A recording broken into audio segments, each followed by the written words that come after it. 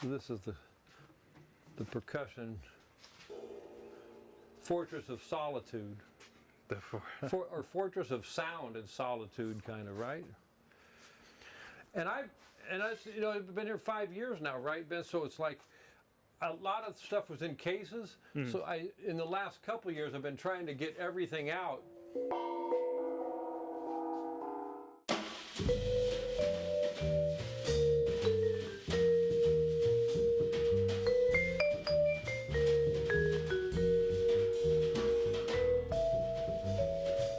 Ben, thanks for coming to the Kelso Percussion Ranch with Dutz. Am I saying it right? It's not. It's Dutz, right? yeah, very. Right. It's German. Nice. So, yeah. My son always puts an umlaut because he got so tired of hearing Dutz. Dutz. He put the little dots over it. Yeah. So what are you doing out here in Kelso, Washington? Well, after 40 years in LA, I just you know, COVID hit, and my mom's 92 and my dad was living, and my brother's here. So I said, man, I was tired of the big city, and you know, after all those years in the big city, I just wanted to get into the forest. Sure. I just love it. And so here I am after 5.5 years in Kelso, and I was lucky to find this place with the 3 buildings so I could get all my gear out there. You saw in the garage, and all the found gear in the barn, and then the studio functioning here. So I just like being in a small town in the forest.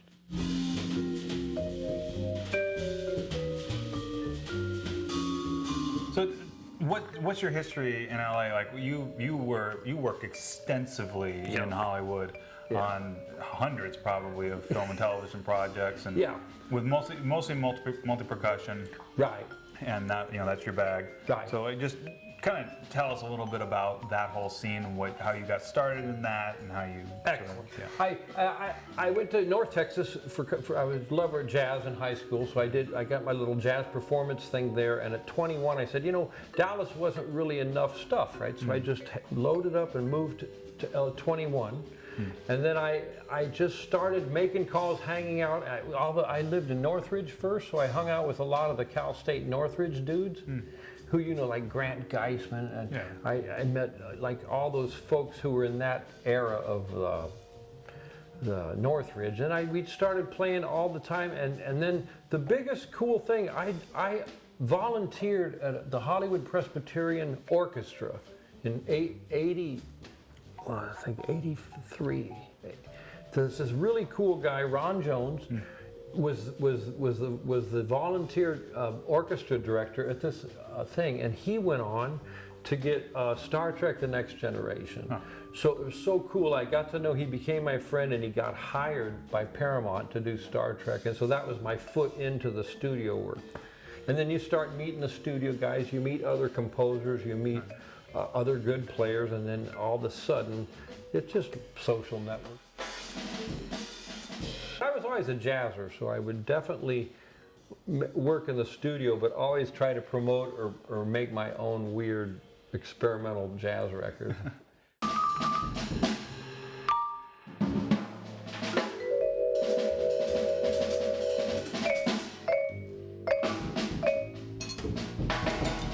What are some of the more memorable movies that you worked on? Like, what are your favorites, I guess? Stuff that you kind of I think Syriana is pretty well known.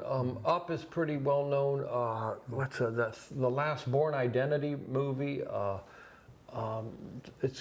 There's Transformers was one of the movies that had a lot of percussion, and actually was one of the rare ones where you get screen credit at the end. There's like 6 percussion people listed, and so I guess they're always fun, but you know, you're playing on the chart. You're on the chart. Okay. It's very much like kind of an orchestral gig, because you're pretty much playing what the composer wants. So and during that time, were you also playing live at all? A lot. How busy were you? Yeah, I would, if I had a session or 2 a week, I was always, and I got to do King of the Hill, and I got to do just a lot of cool little things, but I always, being a jazzer, would be going booking the club and just always playing and then promoting my own records. So I played all those jazz clubs the whole time, just because playing live is so much more, you know, you're communicating with your buddies. Sure. And it almost seems like your era, at least from what I've been aware, was almost that like second wave, or even possibly a third wave of where you had maybe the golden age from the 40s to the 60s, where it was orchestras in a massive scoring stage playing along with the screen, and that still does kind of happen, but little, not much. I've seen something Peter has done in that stuff like that. There's a few movies, sure. And then there was like a second wave of it, which seems to have been a little bit like a hybrid of it, or I don't know. But there was this wave that probably was like from the mid 90s up until, I don't know, COVID, 2010. I would guess. Yeah, where there was. It seems like there was the stuff that was going on in the studios, but then there was also a hybrid of composers like Ludwig Göransson, who were using electronics and effects and doing stuff more on the box. And so, how did, in your time, how this progression? What did you see? I felt it's a cool point. I think the biggest difference for me is starting in the late '80s. You'd still have bigger TV budgets. So you even have small orchestras for TV. There's always the film there. But then I would see more and more cable comes in, more and more home studios come in. There must have been 20 studios, and when I left there were maybe 5 major studios. I mean, there's still little ones, but like a lot of them just eliminated because of all the composers who can work at home. And I probably did, in my 40 years, the first, I'd say 20 would be more studios, and the last 20 would be much more going to individual studios. Okay. Even the last 8 or 9 is like, okay, mail me a track. You have a pretty extensive collection of percussion instruments here. Can we go see some? All right, then the cool big gong, you got to hear this. Ready? There's a 32 here.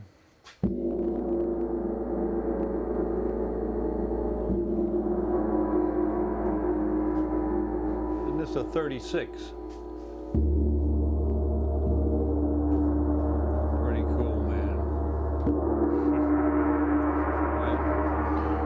That's all there, right? Then you can just reach up.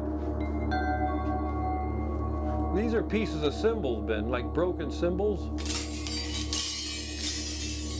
Cool sound, right? Yeah. It's so interesting to see how the technology, when you were talking 40s, 50s, 60s, that's all studio. Remember, there's no home recording, period. It's all, And you'd have much more cool, like watch Batman or Green Acres or Addams Family or original Star Trek, and there's like loud, cool, big groups. And it all changed. I think I got there really late 80s, where it was all changing into TV, smaller budget. And I saw it happen a lot, and all of a sudden sessions would be 4, 3, 2, 5, 6 people. Few, maybe Trek had a bigger budget, so that would occasionally be 60 maybe, or 50 if there was a big double episode, or they got a little bigger budget. Next Generation was rare to have above 35. So it really depended on the budget. Yeah, but see, TV budgets, due to cable TV and all the internet TV, all that shrunk dramatically. Yeah. You know, it's really interesting when you think about it. Or you can do this. This is kind of nice. With a little thing up there. This is kind of cool. Right. The bell plates, 9 hours a day, all over the place. But that's 59 to 70. You know, 75 maybe. But then it was dying.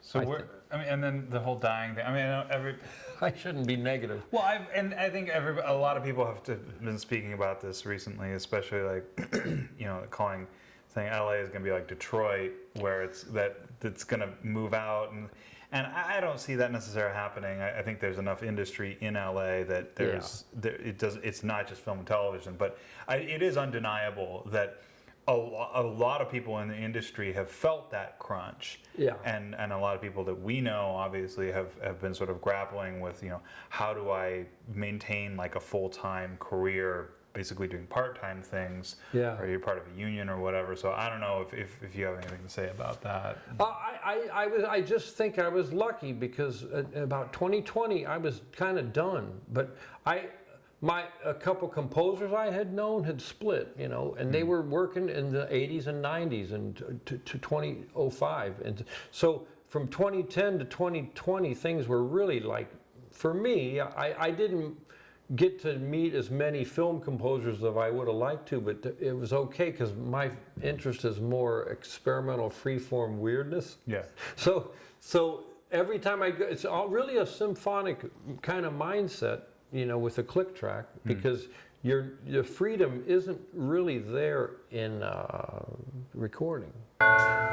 So did you buy most of this, or did you inherit? I know you inherited stuff from like Mick Fleetwood and. Yeah, this came from Emil Richards, and this was Fleetwood's, the marching machine, right? Right. And then a lot of the other stuff, just over 40 years, you're just collecting, you know. You know, I found a cool African teacher who did the Geely and then the balafon. And then, well, I've always been, the congas are great. There's like 2 sets there. Occasional composers will say, what do you hear? I had a couple composers that would say Dutz-o-matic slashes. Like I was working on DuckTales and stuff, and this really cool Stephen James Taylor, he would have a lot written, and then sometimes he'd have a lot. Brad, I want wacky sound, so it was almost like cartoonish, because it was a cartoonist. But he'd let me improvise a little bit. But that was pretty much rare. You know, 1 out of 15 guys. So Xylo marimba, glass marimba, the Crotales, slate marimba. So it's just fun. It's just. But it was all used, and you know, I had a lot more of these cases, and so like, you know, it'd all be delivered to the studio in the big cases. There's chromatic gongs over here too. You know, there's 2 octaves over here of the tuned gongs, which is kind of cool, because you can play any melodies now with the.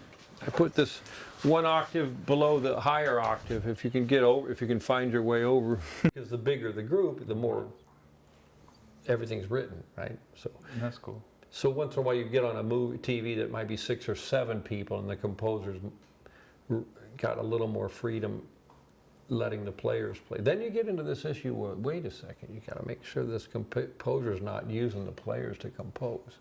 So that's a little tricky, because that's the dude making all the BMI money. Right. So it's you don't want to just give all your idea. At the same time, you're generous with the composer who hires you, but it's kind of interesting that you can feel when somebody's trying to get you to do the thing. But it's usually, that's really rare. That only happened a couple times. You see, the lower octave and higher. So there's 2 octaves, low and high. So that's kind of cool. Then I put up the Chinese cymbals recently. Then we need a lot of timpani when the composers are writing a lot of notes, so that's how you get 7 timpani, you know.